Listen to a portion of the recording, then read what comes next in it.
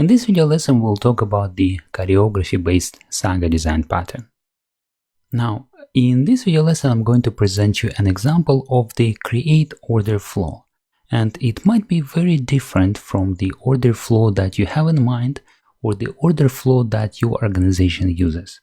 Your system might have very different requirements, different business processes, different microservices, and a different way of how the order or the payment process is done. So this order flow diagram is a simplified example just to demonstrate how business processes are initiated in the choreography-based Saga.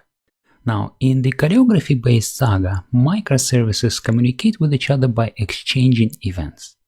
When microservice performs an operation, it publishes an event message to a messaging system like, for example, message broker.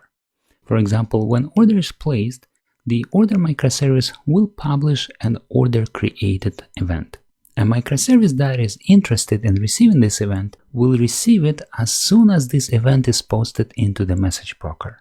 For example, products microservice will be subscribed to receive an order created event, and it will consume this event as soon as it is published. The products microservice will consume the order created event, it will perform some business operations to reserve product in its inventory system, for example, and as soon as it is done, the product microservice will publish a new event that is called product reserved event.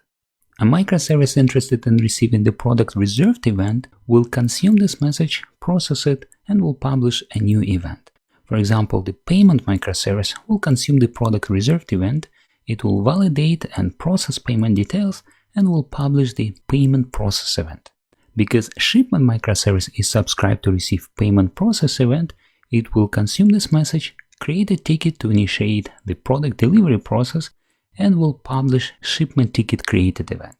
And finally, because orders microservice is subscribed to receive the shipment ticket created event, it will consume it and will update the order status as approved, for example. In choreography-based Saga, each microservice publishes a domain event that triggers event in another microservice. You can think of these events as one transaction that contains multiple local transactions. For example, within our single transaction, we need to create a new order, reserve product in stock, process payment, and then create shipment order. And for this transaction to be successful, each step must also be successful. If at least one of these steps is not successful, then we need to roll back this transaction and undo any changes that we have done in the database. And to roll back the transaction and to undo changes done in the database, in Saga design pattern, a microservice will publish an event to perform a compensating transaction. Let's see how it works. Let's assume that payment microservice was not able to process payment successfully because user's credit card was declined. This means that we cannot accept this order and we cannot continue further. Transaction is not completed and we need to undo previous steps.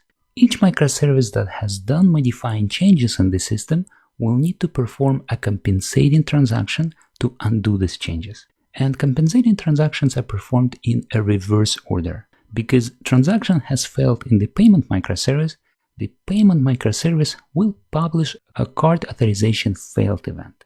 The products microservice will be subscribed to receive the card authorization failed event and it will consume it. Products microservice will mark the reserved product in a database as available again and will publish product reservation cancelled event. Now we have this product available for purchases by other customers, but we still have an opened order in our orders database.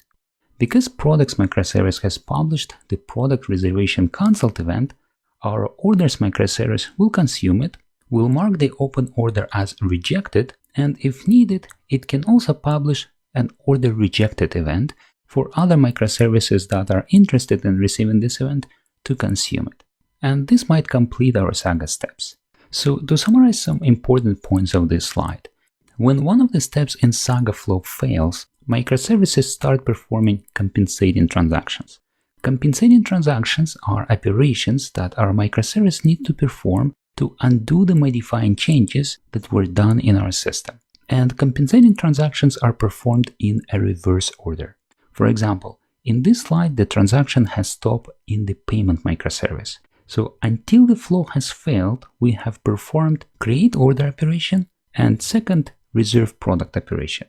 We have successfully performed two modifying operations that have somehow modified our database. Now, to perform compensating operations, we need to go in a reverse order. We first need to undo product reservation, and then we need to reject the order. But there could be more steps in the flow. For example, in the initial flow, we have performed operations 1, 2, 3, 4, 5, 6, and so on.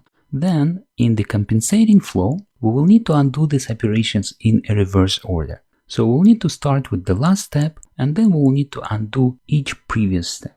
Another point to mention is that if any of the steps in the flow did not do any changes in our system, then we do not need to undo it. We do not need to perform a compensating transaction for it.